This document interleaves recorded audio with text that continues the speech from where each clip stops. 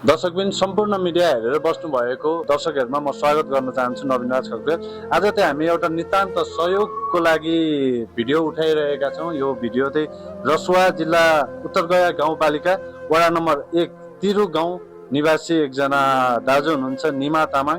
उहाँको चाहिँ 12 वर्षीय छोरा चाहिँ एउटा ठुलो बिमारी HLH भन्ने बिरामी भइसकेपछि चाहिँ उहाँ अहिले पाटन अस्पतालमा ललितपुरको पाटन अस्पतालमा चाहिँ उपचारमा हुनुहुन्छ। उहाँको बुवा हुनुहुन्छ हामीसँग। उहाँसँग थोरै कुरा गर्न चाह्यौँ। दाजु हजुरलाई स्वागत छ। धन्यवाद।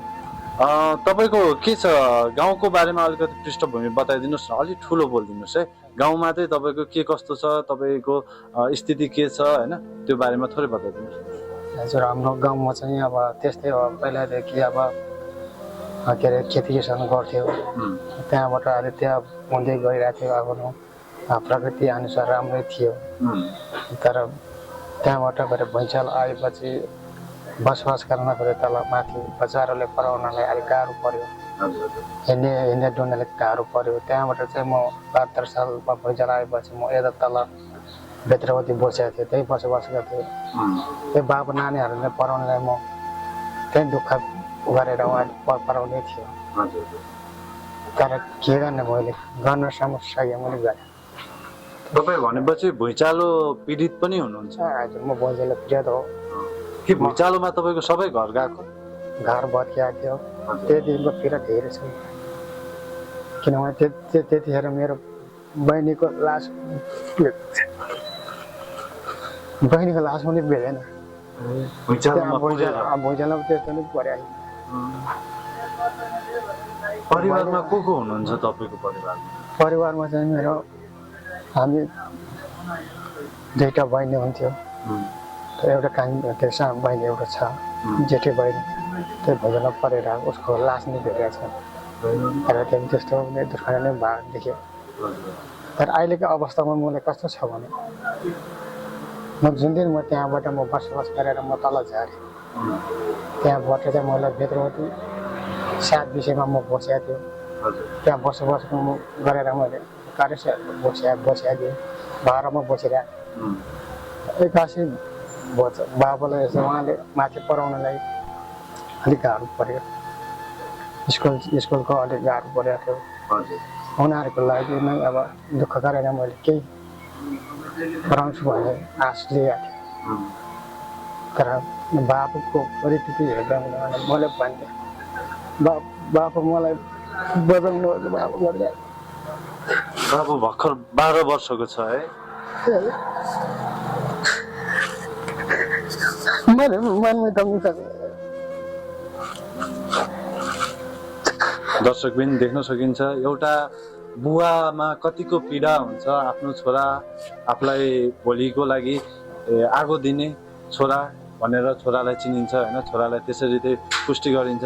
त्यही छोरा चाहिँ अहिले बिरामी, 12 वर्षको छोरा बिरामी भइरहँदाखेरि एउटा बुवामा परेको पीर जुन देखिरहनु भएको छ तपाईँहरूले। उहाँ चाहिँ अहिले हाम्रो तपाईँको छोराको नाम के पर्यो? निवेश तामाङ होइन? निवेश तामाङ। अहिले कता, कुन ठाउँमा उपचारमा हुनुहुन्छ, के छ? उहाँहरू अहिले के अरे पाटन हस्पिटलमा हुनुहुन्छ। हजुर हजुर। डक्टरहरूबाट कस्तो प्रतिक्रियाहरू आइरहेछ? जस्तै अब निको हुन्छ हुँदैन भन्ने खालका कुराहरू के आइरहेछ? डक्टरले त अब भन्नुहुन्छ अब यसको अब हामीले पनि ग्यारेन्टी लिनु सक्दैन भन्नुहुन्छ। तर उहाँको धेरै समस्या छ भन्छ, उहाँको रोगै त्यस्तो छ भन्नुहुन्छ। र उहाँहरूलाई मैले दिनरात उहाँहरूको लागि मैले सबैजनाले एक थोपो गरेर उसको लागि खर्च गरेर हुन्छ।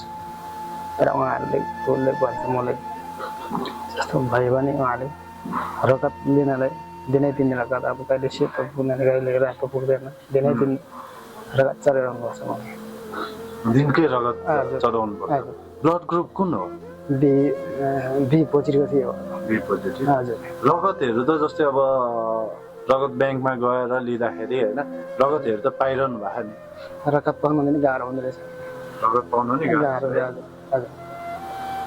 जस्तै अब यतिखेरसम्म अब कति महिना जति भयो, कति वर्ष जति भयो बाबु यसरी बिरामी भएको होइन? अहिले हस्पिटलमा रहिरहेको चाहिँ कति समय भयो? लगभग मलाई यो भयो लगभग 4 महिना भइसक्यो। 4 महिना भइसक्यो। यो फाउन्ड त्यस्तो होला त्यस्तो एक्कासी त्यस्तो भएको थियो। त्यहाँबाट मैले यहाँ हस्पिटल लिएर आएर उपचार गर्दा गर्दा पनि यसो रोग पत्ता लगाउन गाह्रो भयो। बल्ल लास्टमा मैले त्यहाँ पाखा पुगेपछि मात्रै बल्ल यसको रोग पत्ता लाग्यो। तपाईँले के गाउँमै पनि गाउँको प्राथमिक उपचारहरू पनि गराउनु भयो कि सिधै यता काठमाडौँ लिएर आउनु भयो? पहिला माथि मैले गर्नुभएको छैन। मैले सिधै मैले त्यहाँ हाम्रो बेत्रवती के अरे नुवाकोट 10 माइलको फलानी हस्पिटलमा लगेर उहाँ चेक गर्न गएको थियो। यहाँ हुँदैन भन्नुभएको थियो। त्यहाँ चाहिँ अब उता के अरे यहाँ हुँदैन सिधैबाट लैजाऊ काठमाडौँ बालकानीमा लैजाउँ भन्नुभयो। त्यहाँ डक्टरको सल्लाह लिएर मलाई आयो। सल्लाह लिएर मैले त्यहाँबाट आएर यहाँ मैले आएर चाहिँ उहाँ घाँटीमा मैले भर्ना गरेर त्यहाँ राख्दा मैले त्यस्तै भाग्यो। उसको बोरमेराम गरेर इन्डिया पठाएर त्यो गर्दा गर्दा पनि भएन। रोगै पत्ता लगाउन सकेन। त्यहाँबाट चाहिँ उहाँको चाहिँ के चाहिँ समस्या छ भने तर हामीले यो इन्डिया पठाएको छ। हामी इन्डिया पठाउनु भएको छ। तर यो इन्डिया पठाएको रोग के अरे त्यो रिपोर्टबाट थाहा हुन्छ हामी अहिले त्यहाँ स्त्रीको उपचार हुँदैछ भने डक्टरको सल्लाह थियो। त्यो सल्लाहबाट चाहिँ मैले चाहिँ भन्यो हुन्छ अब जसरी नै अब बाबुले बजाउनु कसरी के गर्नु हुन्छ अब हातको हातको सल्लाहमा हामी हिँड्छु भनेर मैले गरेँ। त्यो गर्दै गर्दै लास्टमा मलाई भन्यो अब डक्टरले अब यसको चाहिँ रोग चाहिँ हामी पत्ता लगाउनु सकेन। यसको कि इन्डिया लाग्नु पऱ्यो नभए यसको के अरे मासिक भएर हामी गरेको छैन भन्ने कुराहरू भन्यो डक्टरले। भनेर उहाँले भन्यो ठिक छ अब म त्यस्तै छ भने अब अहिले कसरी के गर्नुपर्छ भनेर त्यसो हामी घर सल्लाह लिएर मैले चाहिँ अब डिसिजन मैले लियो। त्यहाँबाट लिएर अब अहिले अब कता लागेर हुन्छ भनेर उहाँ डाक्टरसँग सल्लाह लिएर इन्डिया लैजा भन्ने कुरो गर्नुभएको थियो। ठिक छ भन्थ्यो मलाई डाक्टर केही थियो मलाई भनिहाल्यो डाक्टरले। तपाईँलाई इन्डिया लगिरहनको लागि त्यही त्यो आर्थिक अवस्था छ कि छैन? तपाईँको अब 4 महिना भयो कति जति पैसाहरू त्यही खर्च भइसक्यो के छ तपाईँको आर्थिक अवस्था? आफै अवस्थामा धेरै कमजोर थिएँ। आफै कमाउनु सकेन। आफै आगोमा छ। तपाईँको खुट्टा पनि तपाईँ ग वर्गको त्यही बिरामी पनि हुनुहुँदो रहेछ। तपाईँको खुट्टामा पनि केही समस्याहरू रहेछ है? हजुर। यो भइरहँदाखेरि एउटा दुखी मान्छेलाई एउटा दुःखमा परिरहेको मान्छेलाई हरेकपल्ट दुःख परिरहेको छ। अझै बाबुलाई पनि त्यस्तो भयो के भन्नुहुन्छ? भने थाम्नु सकेन। भल्न गाह्रो परिरहेको छ मलाई। जुन बाबुको मैले पीडा देखेर बाबुको पीडा देखेर मैले उहाँले भन्छ मलाई जसरी मलाई बजाइदियो मैले तर मैले बजाउनु अब खर्च जोडाउनुलाई गाह्रो परिरहेको छ। आर्थिक मैले कमी कमजोर भएर बाबाहरू सबै सिधिहरू छैन। अहिलेसम्म चाहिँ कति खर्च भयो यो 4 महिना मात्रै? जस्तै बाबु बिरामी भइसकेपछि 4 महिनामा चाहिँ तपाईँको के कति खर्च भयो होला एक पुस्तकमा? लगभग मैले हिसाब त गर्नुभएको छैन। लगभग समथिङ मैले मोटामोटी जोडेर लगभग 9-10 लाख जति चाहिँ गयो। 9-10 लाख सकिसक्यो। डक्टरबाट के छ? डक्टरले के भन्नुभएको छ? अझै अब कति खर्च लाग्छ या उपचार गर्नलाई के कति लाग्छ भन्ने कुरा कस्तो के गर्नु भएको? डक्टरले अब भन्नुहुन्छ अब कति लाग्छ हाम्रो त्यो हाम्रो ग्यारेन्टी छैन भन्नुहुन्छ डक्टरले। जति पनि लाग्न सक्छ भन्ने कुरा जान्नुभयो। अस्तिको दिन मैले के अरे त्यसको हेमोग्लोबिनको त्यो रोगसँग लड्नलाई क्षमता नपुगेर एउटा नवरा बोतल आउँदो रहेछ। नवरा बोतलको लागि एउटाले 17-18 पर्छ रहेछ। एउटा बोतलकै 17-18 हजार? कतिवटा लगाउनु पर्ने? मैले नवरा लाउनु भएको थियो 1,53,000 को औषधि चलाउनु भएको थियो। यस्तो गाह्रो भएको पैसा। अनि तपाईँको आर्थिक अवस्था पनि कमजोर छ भन्ने कुरा गर्नुभयो। तपाईँ आफै पनि अशक्त हुनुहुन्छ होइन? निवेश तामाङको चाहिँ कसरी उपचार गर्ने के सोचिरहनु भएको? मैले चाहिँ कसरी सोचेछ भने अब कसरी अब डक्टरको सल्लाह सुझाव लिएर चाहिँ अब आर्थिक सहयोग चाहिँ अब सबैजनालाई म हात दिँदै जोड्छु। सकेसम्म यो बाबुलाई अब हामी जतिजना हुन्छ हामी सबै यो विश्वभरिको हरेक नेपाली आमा बुवा दाजुबडी नेपाली सबै हजुरहरूले कृपया उहाँहरूले बजाउनु सकोस् भन्ने म आशा राख्दछु। पक्कै पनि अब नेपाली दाजुभाइहरू जतै देश विदेशमा रहनु भएको छ उहाँहरू एकदमै मनका धनी हुनुहुन्छ। हामी तपाईँको यसमा रहेको यो खाता नम्बरहरू पनि राखिदिन्छौँ। क्युआर चाहिँ छैन भन्नुभयो के अरे होइन? क्युआर छैन भन्नुभयो। हामी खाता नम्बरहरू राखिदिनेछौँ। दर्शकबिन जतिजनाले यो भिडियो हेरिरहनु भएको छ, जतिजनाले यो भिडियो देखिरहनु भएको छ, सम्पूर्णलाई मैले एउटै अनुरोध गर्न चाहे, सबैजनाले एक थुकी सुकी 100 थुकी नदी भने जस्तै सबैजनाले चाहिँ सहयोग केही गरिदिनु हुन अनुरोध गरेँ।